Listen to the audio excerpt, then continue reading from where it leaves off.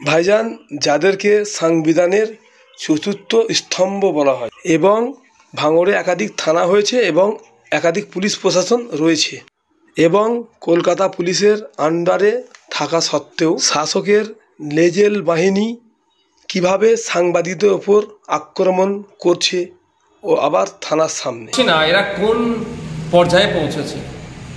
রাজ্য সরকার গণতন্ত্রের বুলি আওড়াচ্ছেন, রাজ্য প্রশাসন ফেলাও করে এই প্রোগ্রাম সেই প্রোগ্রাম হ্যান ত্যান করছে, পুলিশ অন করছে, কিন্তু থানার সামনেই সাংবাদিকরা আজকে যেভাবে আক্রান্ত হলো নিয়মিত আমি শিহরিত হয়ে উঠছি। আমি তীব্র নিন্দা ধিক্কার জানাচ্ছি। এই বিষয়টা কিন্তু আমি দেখছি, যদি কলকাতা পুলিশের ভাঙড় থানা ভাঙড় ডিভিশন যদি ঠিকঠাক পদক্ষেপ গ্রহণ না করে আমি বিধানসভায় তুলব এবং মুখ্যমন্ত্রীকে প্রশ্ন আমি সম্মুখীন করব। মুখ্যমন্ত্রীর কাছে প্রশ্নের উত্তর চাইব। আমি প্রশ্ন করব যে এমনি সাংবাদিক স্বাধীনতায় পশ্চিমবঙ্গ সহ ভারতবর্ষের অবস্থান অনেক তলনিতে, ভয়ঙ্কর জায়গায় পৌঁছে গিয়েছে।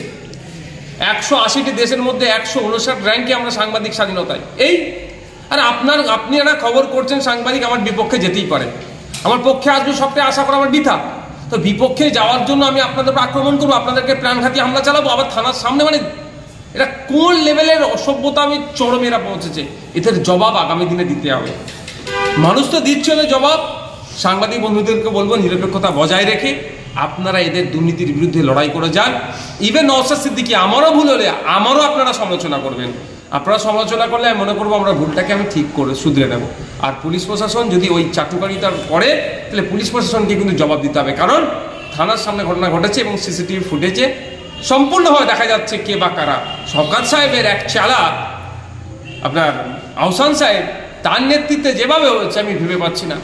উনি একজন নিজেকে লিডার বলে দাবি করেন, তিনি একটা গুন্ডাদের মতো যেভাবে মারামারিতে জড়িয়ে পড়লেন, এর খেসারত ওনাকে দিতে হবে। সাংবাদিকরা যদি এইভাবে মার খায় তাহলে সাধারণ মানুষ কতটা আতঙ্কে রয়েছে আজ ভাঙড়ে? একদম। এটা অ্যাকচুয়ালি এইগুলো যারা ফ্যাসিস্ট চিন্তা ভাবনা নিয়ে চলে তারা সবসময় এগুলোকে করে, সমাজে একটা আতঙ্ক তৈরি করে রাখবে, সোসাইটিতে একটা এই ভয়ের পরিবেশ তৈরি করে রাখবে। এমন পরিবেশ হয়ে যাবে যে মুখ খুলতে সাহস পাবে না সাংবাদিকরা। সাধারণ মানুষ তো দূরের কথা। কদিন আগে মধ্যপ্রদেশে দুর্নীতি হয়েছে, তার বিরুদ্ধে খবর করেছে, পিটিয়ে খুন করে দিয়েছে। উত্তরপ্রদেশে সেখানে দুর্নীতি হয়েছে, খবর করেছে, তাকে খুন করেছে।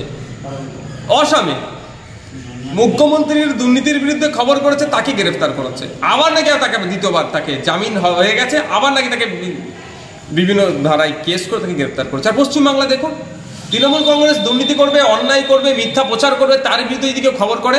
আমাদের গতকাল কি আমাদের ভাঙড়ে এক সাংবাদিক আপনার আব্দুর রশিদ শেখ, সে একটা খবর করছিল, তাকে রীতিমতো তুলে নিয়ে গিয়ে অপহরণ করা টাইপ করে তাকে মারধর করেছে। এগুলো সব আমরা দেখছি। এগুলো নিয়ে দুটো দিক, একটা হচ্ছে রাজ্য প্রশাসন কি করছে আমরা দেখবো। যদি প্রশাসন তার মতো কাজ না করে আইনের দ্বারস্থ হবে, কোর্টের মাধ্যমে হবে। গতকালকের ঘটনা এবং আজকের ঘটনা যেটা ডিজিটাল প্ল্যাটফর্মে সাংবাদিকদের উপরে যেভাবে আক্রমণ নেমে এসেছে গতকাল এবং আজকে, এগুলো নিয়ে কোর্টে যাব এবং সাথে সাথে বিধানসভাতেও কিন্তু আমি প্রশ্ন করব। তখন কিন্তু কনসার্ন ডিপার্টমেন্টাল মিনিস্টারকে উত্তর দিতে হবে, কারণ পুলিশ মন্ত্রী আমরা কে জানি।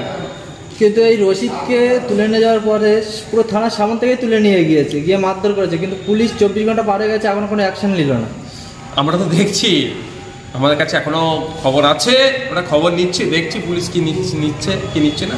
Police in action, police over action, দুটো বিষয় আছে। এটাকে নিয়ে কিন্তু আমরা কোর্টে যাওয়ারটা রাস্তা খোলা আছে। বললাম কি, পুলিশ যদি মনে করে কাউকে বাঁচাবে, কোর্টে যে পুলিশকে জবাব দিতে হবে। আজকে এই আক্রমণ করার আগে পুলিশের সঙ্গে শাসক দলের নেতারা বৈঠক করেছে আমাদের সামনে, করেই তার পিছন দিয়ে আমাদের আক্রমণ করলো। দেখুন কি বৈঠক করেছে সেটা আমি বলতে পারবো না। তাদের তখন পার্টি অফিস কোনটা আর কোনটা থানা এখন গুলিয়ে ফেলে তারা নিজেরাও। তারা দেখবেন অনেক সময় দেখবেন আইসির কলার ধরে মারছে, সিউড়িতে দেখলেন কেন? এই ধরনের এই অবৈধ লোকেদের সাথে, অবৈধ মিনস যারা সমাজ বিরোধী, তাদের সাথে এই নেক্সাসের ফলে দেখবেন বিভিন্ন জায়গায় পুলিশকে তৃণমূলের লোকেরাই মারছে। কেন মারছে? এই দুর্নীতির সাথে যুক্ত আছে বলে। আমি চাইবো না ভাঙড় থানা, যদিও ভাঙড় থানার একটা অফিসারকে তো ওই সাকসারে তো মেরেছিল, আমি সেই ঘটনার পুনরাবৃত্তি হোক আমি চাইবো না। কিন্তু যতটুকু আমরা দেখতে পেয়েছি, যেটা ফুটেজ আছে, যেটা রেকর্ড আছে, সেটা হচ্ছে আপনার থানার সামনে আহসান মোল্লার নেতৃত্বে গুন্ডা মস্তান সমাজ বিরোধীদেরকে নিয়ে ডিজিটাল প্ল্যাটফর্মে যারা কাজ করে সেই সাংবাদিকদের উপরে আক্রমণ করেছে, চড়াও হয়েছে এটা আমরা দেখেছি, আর শওকত মোল্লার ঘনিষ্ঠ আহসান আমরা সকলেই জানি। এর জবাব কিন্তু এদেরকে দিতে হবে, ছাড়ের কোনো জায়গা নেই। ভাইজান, প্রশ্ন উঠছে গণতন্ত্রের, কারণ যেভাবে প্রশাসন থাকা অবস্থায় যেভাবে শাসকের লেটেল বাহিনীরা অত্যাচার করছে, তাহলে কি থানা এবার তৃণমূলের পার্টি অফিস বলা যেতে পারে? দেখুন, যদি মানুষ থানা থেকে মুখ ফিরিয়ে নেয়, পুলিশের উপরে ভরসা যদি কমে যায়, তাহলে মানুষ কি হবে? মারামারি হবে, হানাহানি হবে, কাটাকাটি হবে, আইন হাতে তুলে নেবে। এটা আমি কোনো মতেই চাই না। আর তাই আমি অনুরোধ করব প্রশাসনের কাছে, অবিলম্বে ব্যবস্থা গ্রহণ করা হোক, যারা কালপিট তাদেরকে গ্রেফতার করে সর্বোচ্চ শাস্তির ব্যবস্থা করা হোক।